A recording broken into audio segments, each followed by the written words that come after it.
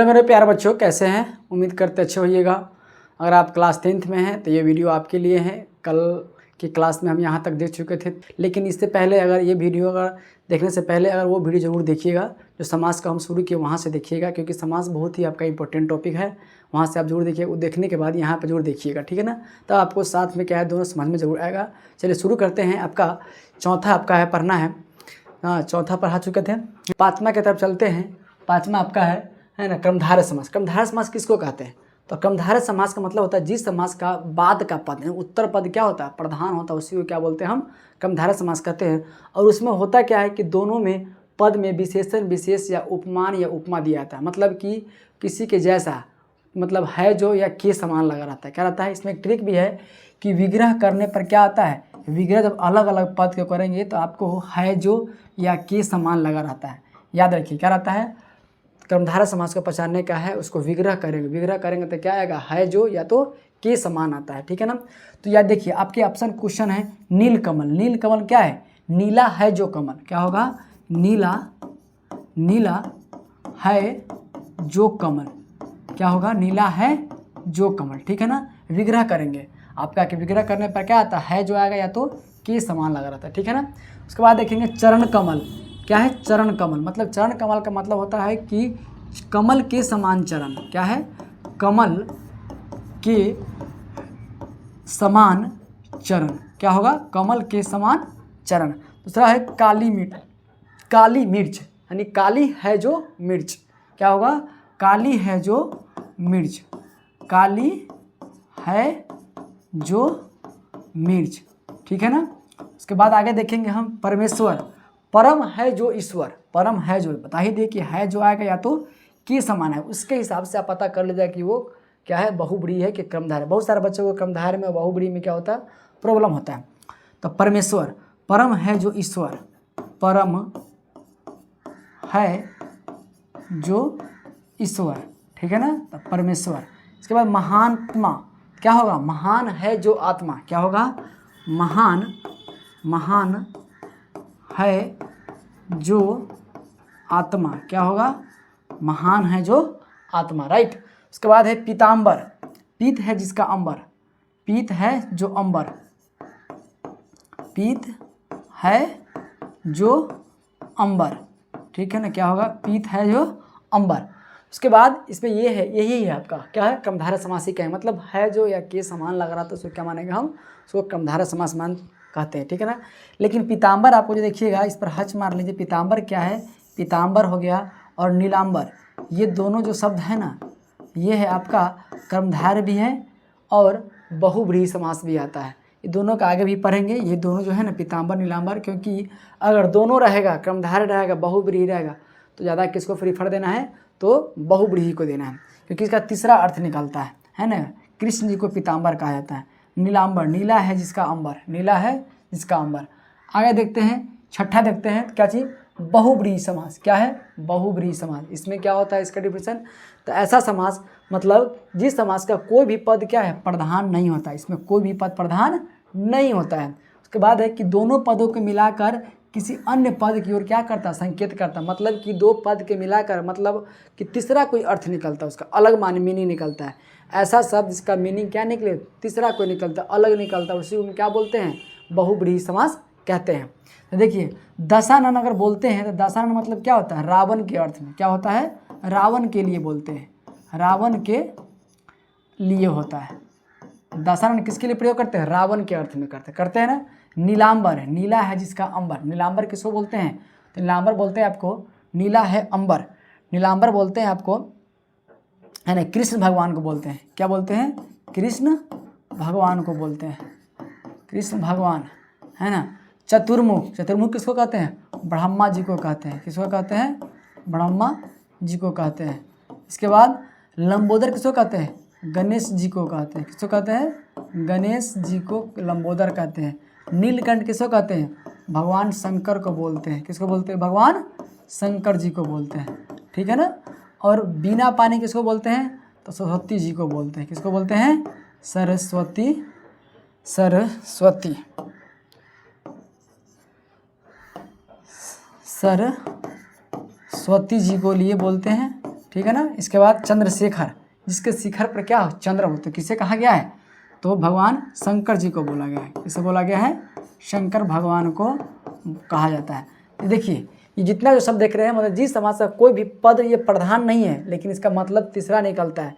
विग्रह करने पर क्या निकलता है, ट्रिक जान लीजिए कि विग्रह जब करेंगे ना, इसका विग्रह जब करने पर कोई तीसरा अर्थ निकलता है। क्या निकलता है, विग्रह करने पर तीसरा अर्थ निकलता है। क्या निकलता है, तीसरा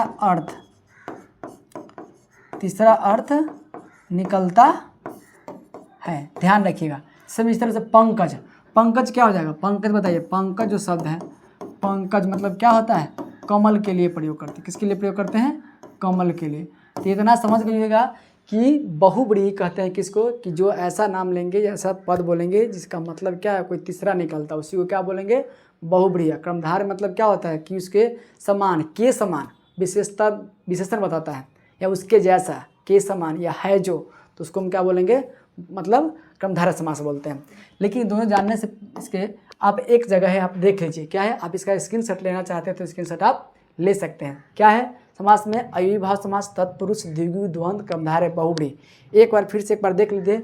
अव्ययीभाव में जिसका पहला शब्द क्या है, अक्षर अवयव हो, आजन्म, आमरण, यथा, है ना, प्रति, दिनों दिन, रातों रात, बातों बात, ये क्या है, अव्ययीभाव। तत्पुरुष में क्या है कि कारक का जो शब्द होता है ना, वो क्या कहलाता है, तत्पुरुष कहलाता है। विद्यालय, राजभवन, घुड़सवार, भयभीत, रसभारा, राह खर्च, धनी। का द्विगु में क्या है, जिसमें भी अंक आ जाएगा, है ना, अंक आ जाएगा, संख्या आ जाएगा, उसको हम क्या कहेंगे, द्विगु बोलेंगे। सब में अंक है, सब में क्या है, सब में अंक लगा हुआ है ना, तो उसको क्या बोलेंगे हम, द्विगु। द्वंद्व में क्या है, दोनों का वैल्यू क्या होता है, बराबर होता है, दोनों पद का वैल्यू क्या है, एक समान होता है। भाई बहन, माता पिता, अमीर गरीब, रात दिन, सुबह शाम, पाप पुण्य, घर द्वार, है ना, दाल भात, है ना, पाप पुण्य सब हो जाएगा। कर्मधारय में क्या है, देखिए दोनों सेम टू सेम है, लेकिन बच्चा इसी में कंफ्यूज होता है कि किसको माने। तो इसमें है जो आएगा, चरण कमल, कमल के समान चरण, काली मिर्च, काली है जो मिर्च, परम है जो ईश्वर, पीताम्बर, पीत है इसका अंबर, महान है जो आत्मा, नील कमल, नीला है जो कमल। इसका करेंगे दर्शन, मतलब रावण चतुर्मुख, ब्रह्मा जी, लंबोदर, गणेश जी, नीलकंठ भगवान विष्णु, शंकर जी, बिना पंचवती जी, चंद्रशेखर क्या भगवान शंकर जी। तो आप एक बार स्क्रीनशॉट ले लीजिए, देख लीजिए, एक जगह आपको एक खाना बना लीजिएगा, वो बहुत ही इंपॉर्टेंट है, ठीक है ना। इस पर हम कुछ क्वेश्चन देख लेते हैं, ठीक है ना। आइए तो क्वेश्चन देखते हैं, आइए इसमें देख लेते हैं इसका जो क्वेश्चन बनता है, समास से किस प्रकार से पूछा गया क्वेश्चन है। तो क्वेश्चन देख लेते हैं। क्वेश्चन में है कि समास, है ना, समास से जो भी क्वेश्चन बना हुआ है उसको ध्यान से देखते हैं। समास से जो भी क्वेश्चन बनता है उसको, है ना, आप देखिए, है ना, क्या कि राह खर्च, राह खर्च शब्द का एक समास विग्रह क्या है, आपको विग्रह करना है। ये क्वेश्चन कब पूछा गया है, तो 2025 में पूछा गया क्वेश्चन है।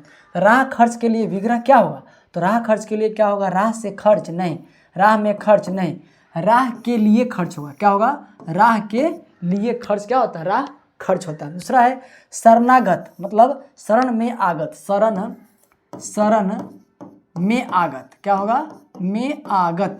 तो ये क्या है, में किस में लग गया, अधिकरण में। अधिकरण क्या है, कारक है, तो कारक क्या हो जाएगा, वो तत्पुरुष है, किस में आ जाएगा, तो आंसर क्या हो जाएगा, अधिकार, अधिकरण, तत्पुरुष, बिल्कुल सही। ऑप्शन नंबर क्या हो जाएगा, ए। अधिकरण में आता है में पर, तो क्या हो जाएगा इसका आंसर, अधिकरण तत्पुरुष। संबंध का नहीं होगा, का होता है, कर्म का को होता है, करण का से होता है, नहीं होगा, आंसर क्या हो जाएगा, ए हो जाएगा। अगला क्वेश्चन देख लेते हैं।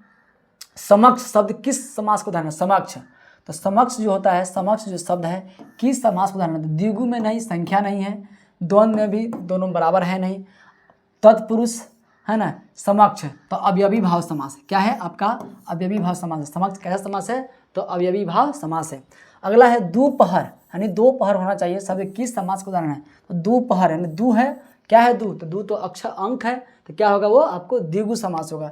तो आपका द्विगु समास कहाँ है, ऑप्शन नंबर डी हो जाएगा। क्या हो जाएगा, ऑप्शन नंबर डी हो जाएगा। अगला है यथार्थ, यथार्थ शब्द में कौन समास है, तो यथार्थ क्या है आपका अवयव शब्द है, यथार्थ क्या है, अवयवी भाव समास है। अगला क्वेश्चन देख लेते हैं कि निम्न में कौन द्विगु समास का उदाहरण नहीं है, तो द्विगु का क्या होता है, जो पहला अक्षर क्या होना चाहिए, अंक होना चाहिए। तो अंक, इसमें भी 9 लिखल है, इसमें भी 3 लिखल है, इसमें भी 4 लिखल है, इसमें आशातीत है, तो आंसर क्या हो जाएगा, ये आपका द्विगु समास नहीं है। आपसे क्या पूछ रहा है कि द्विगु समास कौन नहीं है, तो ये आशातीत नहीं है।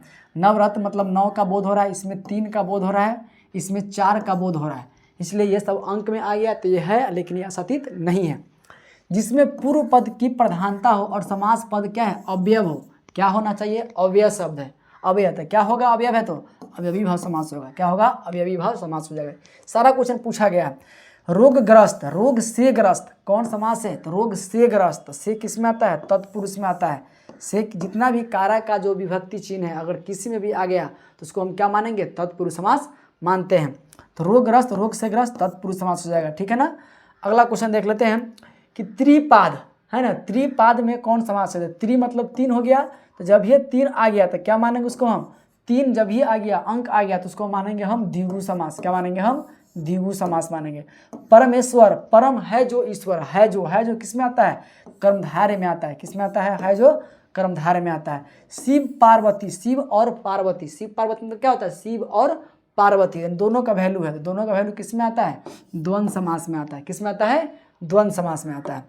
अगला क्वेश्चन देखते हैं, चौहारा, चौराहा होना चाहिए। क्या होना चाहिए, यहाँ पर चौहारा लिखा हुआ है ना, इसको क्या कर लेते हैं, चौराहा है। क्या है ये, चौराहा, चार राहों का रास्ता को क्या बोलते हैं, चौराहा बोलते हैं। क्या, जहाँ चार रास्ते क्या होता है, अलग अलग निकलता है, अलग अलग रास्ते के लिए चौराहा बोलते हैं। तो चार लगा हुआ तो क्या हो जाएगा, द्विगु समास। जब ये हम देखेंगे द्विगु में मतलब अंक जब ये आ गया तो क्या माने उसको हम द्विगु समास बोलेंगे।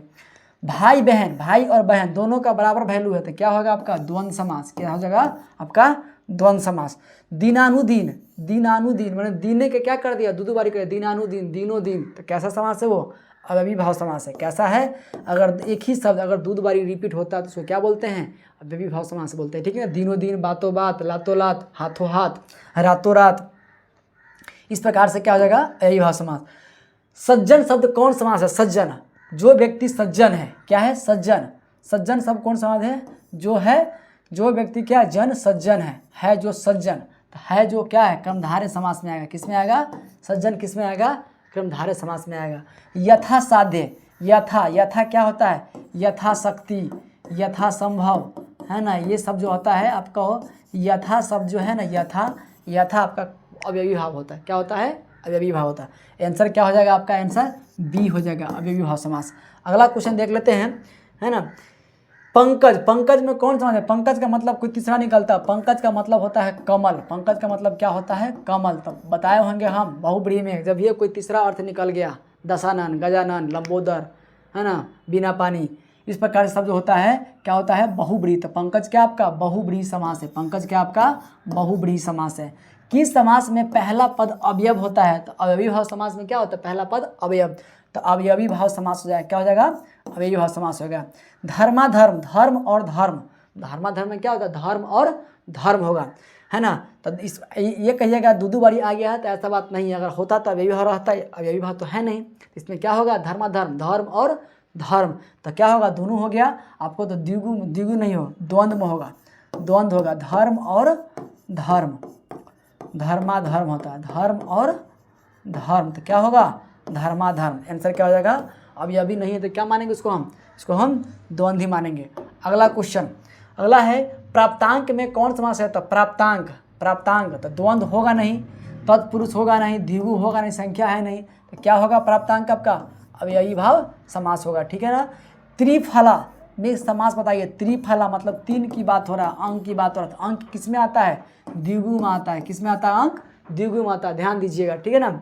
अगला, किस समास में दोनों पद मिलकर एक नया अर्थ प्रकट करता है, बतावे कि है कि बहुब्रीहि में होता है कि दो पद मिलकर एक नया अर्थ का निर्माण करता है। किस में करता है, तो ये बहुब्रीहि समास में करता है। किस में करता है, दो पद मिलकर के नया अर्थ निकलता है तो उसको क्या बोलते हैं, बहुब्रीहि समास बोलते हैं, ठीक है ना। अगला, नरसिंह, नर में जो सिंह है ना, नर में जो सिंह व्यक्ति है ना उसको क्या बोलते हैं, नरसिंह, नर है जो सिंह, नर है जो सिंह, है ना, मतलब क्या होगा, तो है जो किस में आता है, कर्मधारय समास में आता है। आंसर क्या हो जाएगा, कर्मधारय समास। नरसिंह कौन समास है, कर्मधारय है। इकलौता, एक की बात हो रहा है, क्या बात हो रहा है, एक यानी अंक की बात हो रहा है ना, तो एक किस में आता है, द्विगु समास में आता है। इकलौता मतलब एकलौता, है ना, जो बेटा उटा होता है उसको क्या बोलते हैं, इकलौता बोलते हैं। उसमें एक आ गया, अंक आ गया तो क्या मानेंगे उसको हम, इकलौता। दूसरा है पथ भ्रष्ट, पथ से भ्रष्ट, पथ से भ्रष्ट होगा, क्या होगा, पथ से भ्रष्ट, तो क्या होगा उसको, पथ भ्रष्ट, पथ से, तो से किस में आता है, तत्पुरुष समास में। किस में होगा, तत्पुरुष समास होगा। इसके बाद है देश सेवा, देश के लिए सेवा, देश सेवा का मतलब क्या होता है, देश के लिए सेवा। देश सेवा का मतलब देश सेवा है ना, नेक्स्ट समास बताइए, देश सेवा में कौन समास है, देश के लिए सेवा है ना। के लिए किस में आता है, के लिए आपका आता है तत्पुरुष समास में। कितना आता है, तत्पुरुष समास में। कर्ता कर्म करण संप्रदान, संप्रदान का मतलब होता है के लिए, संप्रदान तत्पुरुष, इसमें कौन तत्पुरुष है, संप्रदान के लिए।